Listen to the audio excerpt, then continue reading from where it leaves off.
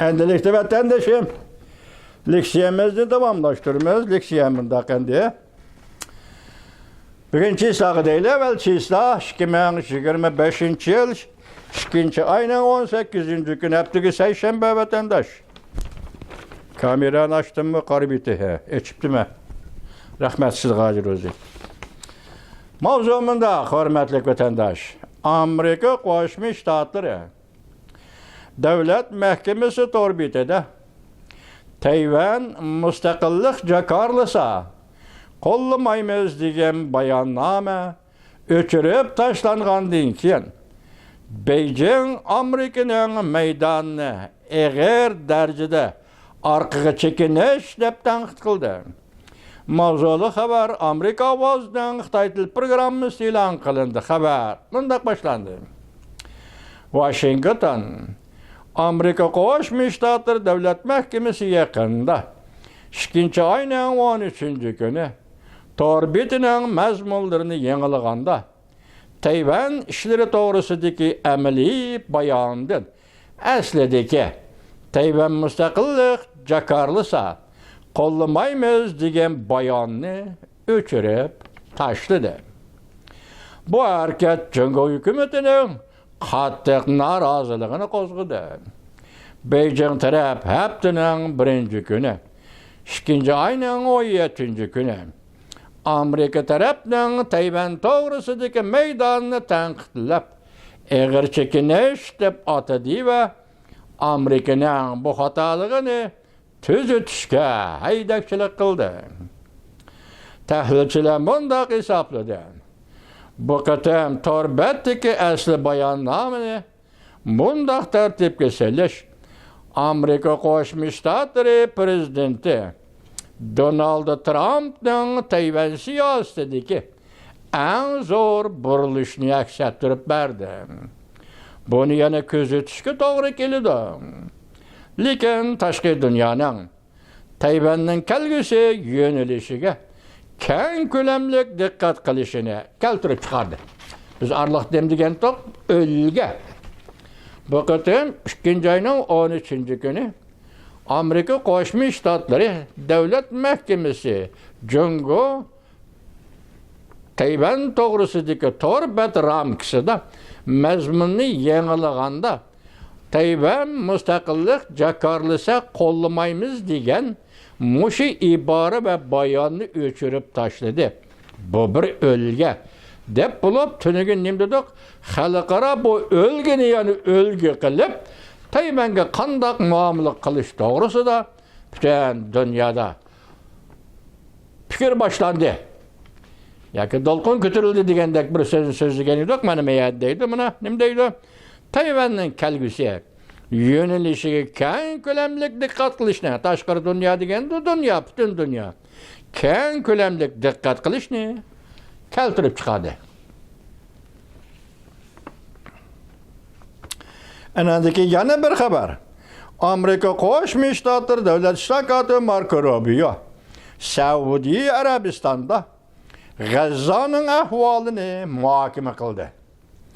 Mavzuli xabar 2. ayning 18. kuni Amerika ovozining Xitoy tili programmasi e'lon qilindi. Xabar bunday boshlandi. Amerika Qo'shma Shtatlari davlat shtakati Marko Rubio 2. ayning 17. kuni Saudiya Arabistonda Isroiliya Hamas o'rtasida urush to'xtatish va urush oxirlashgandan keyin G'azzo balbag'ining kelgusi manzarasini muhokama qildi. Davlat shtakati Marko Rubio Saudiya Arabiston tashqi ishlar ministri Muhammad bin Salman ve tashqi ishlar amaldorlari Faysal bin Farhan bilan ko'rishdi. Ko'rishdan burun Amerika Qo'shma Shtatlari prezidenti Donald Trump 2.300.000 falastinlikni G'azzodan ko'chirib, qo'shni davlatlarga yo'tkashni chaqiriq qilgan edi. Amerika Qo'shma Shtatlari Davlat Mahkamasi Davlat shtakati Marko Rubio Saudiya Arabiston Padişah cemaati bilen körüşkendin keyin bayanatçı tam browser yani Amerika Qo'shma Shtatlari Davlat Mahkamasining bayonotchisi tam browsi mundaq ko'rsatdi. İki taraf rayon bexatarligiga foydaliq bo'lgan G'azza o'rinlashtirishning muhimligini ta'kidladi. Hozir qonun konkret tadbirlarini qanday qilishidan qat'iy nazar Saudiya Arabiston diplomatlari bilan, masalan Muhammad bin Salman qatorli Saudiya Arabiston diplomatlari bilan Amerika Qo'shma Shtatlarining tashqi ishlar Davlat ishlar mahkamasi Davlat ishlar kotibi Marco Rubio oturup sözleşip bu oturda G'azzaning kelgüsü nima? Masalan G'azza xalqini o'rinlashtirishning va G'azzaga yana boshqa o'rinlashtirishlarning yoki qurilish xarakterlik o'rinlashtirishlarning muhim ahamiyati nima? Mushu to'g'rida muhokama olib berishdi deydi. Endilikda sizga vatandosh yani nima so'z deymiz?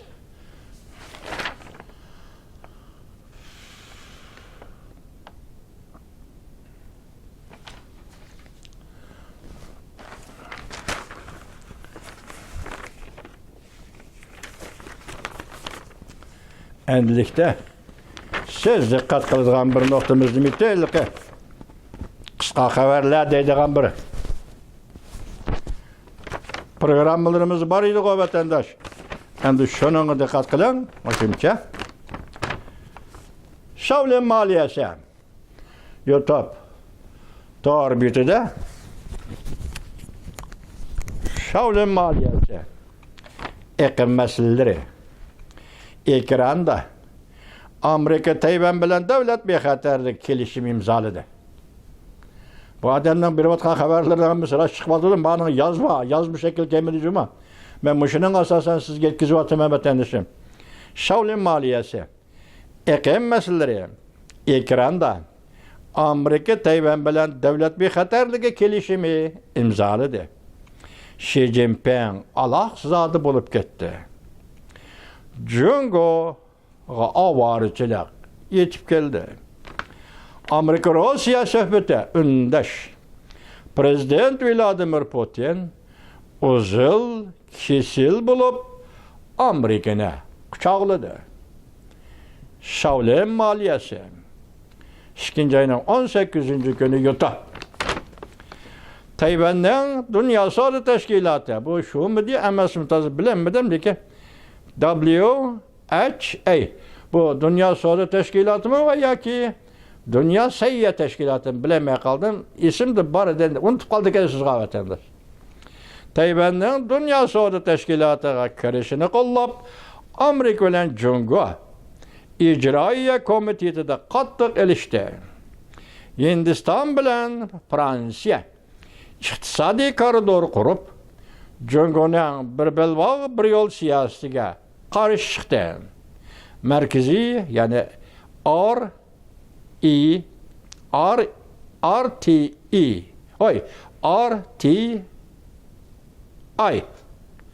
Markaziy radio stansiyasi Tayvanning 2-oyning 18-kuni yutib. Shata obzorcha bevosita anglatish. Bütün yer şarının yanı vaziyeti. Amerika Qo'shma Shtatlari prezidenti Donald Trump Aqsaroyga kirib 28-kuni. Tap-to'g'ri bugun 28 kun bo'ldi. Bir oy bo'lishga hatto 2 kun bor vatandosh. Bu bir oy ichida dunyo nim bo'lib ketdi. Bir tasavvur qilib boqing. Vatandosh, bir tasavvur qilib boqing. Prezident Donald Trump Aqsaroyga kirib 28 kun o'tdi. Amerika-Rossiya munosabatini normallashtirish suhbati o'tkazdi. Ko'pchilik Ukraina Yevropa ittifoqi bir tarafga qayrib qo'yildi. Yo. Ukraina Yevropa ittifoqi bir tarafga qayrib qo'yildi. Ko'pchilik Shatow bevosita anglatish. Yer shari tiz xabardiri. 2-oyning 18-kuni yutib. Köplegen Amerikalıklar kelip körekke katnaştı. Yana bir haber.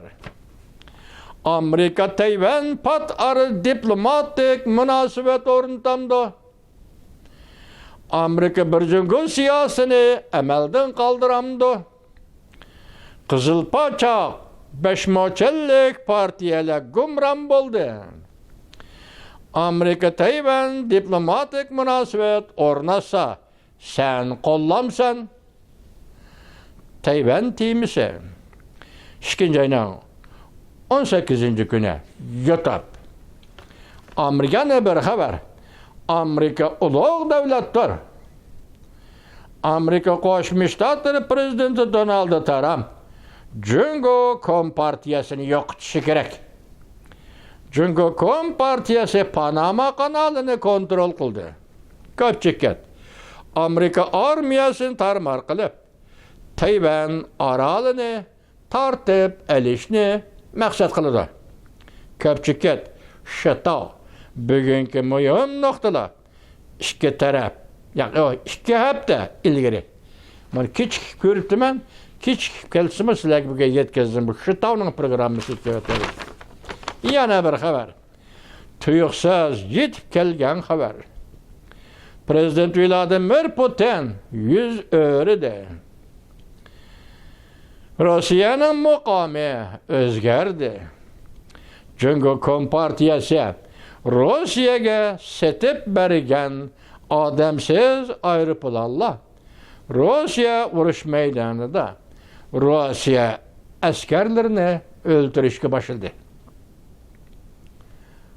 Apillo axborot to'ri 2 ayning 18 kuni YouTube. Bugungi vaziyatimizni xulosalasa vatandoshim 2 ayning 18 kuni Amerika Qo'shma Shtatlarining suhbat vakillari umumi bilan Rossiya Federatsiyasining suhbat vakillari umumi Saudiya Arabistonining Riyod shahrida uchrashdi va suhbatga o'tadi.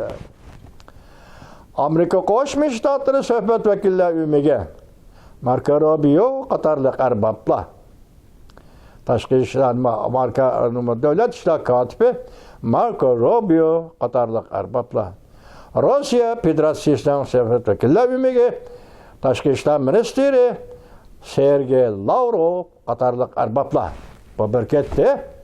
Ondan keyin biz sizlarga so'zladik.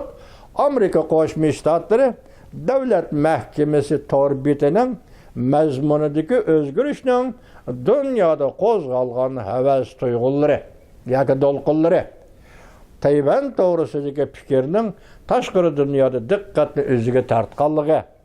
Ondan keyin yana biz sizlarga so'zladik. Vatandoshim Amerika Qo'shma Shtatlari Davlat Mahkamasining Torbat blog yoki Torbat yangi nusxasida bu qatim yana jarangliq ovozda jaranglagan bir jumla so'z Amerika Qo'shma Shtatlari hukumati kishilik huquqqa xiloflik qilayotgan Jungo Kompartiyasining mas'uliyatini surishti qilishni tezlatadi yoki surishti qilishni ilgari suradi.